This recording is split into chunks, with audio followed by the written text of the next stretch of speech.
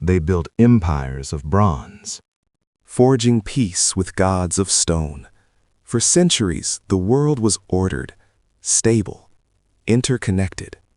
But in a single generation, the light went out. Every major civilization, gone. Silence. no warning, no survivors to tell the tale. What unstoppable force leveled the civilized world of 1177 BC? We examine the evidence, the confluence of disasters that history records as the collapse. The first factor, climate catastrophe. For 3 centuries, rain fell reliably. Then, the rain ceased. Mega droughts starved the greatest cities. Without grain from Egypt, the system fractured. Famine was inevitable. Kings wrote desperate pleas for food, acknowledging the widespread destruction of crops and livestock. The second factor, system failure. These empires were too complex, too specialized, too brittle. When the flow of tin stopped, bronze production halted. Without bronze, armies couldn't equip. The poor starved while the elite hoarded resources.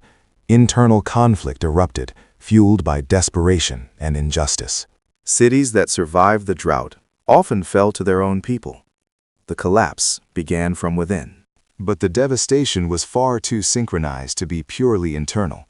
Something monstrous arrived from the sea. The third factor, the sea peoples, an unrelenting tide of raiders, migrants, and warriors. Their origin remains a furious debate.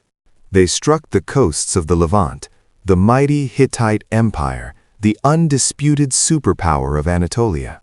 They were obliterated. History speaks only of the smoke, the rubble, and the empty thrones.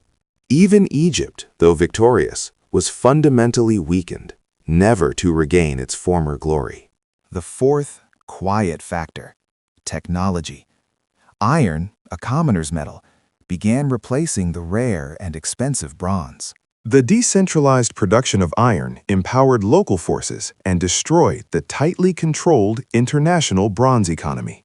Drought, plague, internal revolt, invasion, and technological disruption, a perfect storm of failure.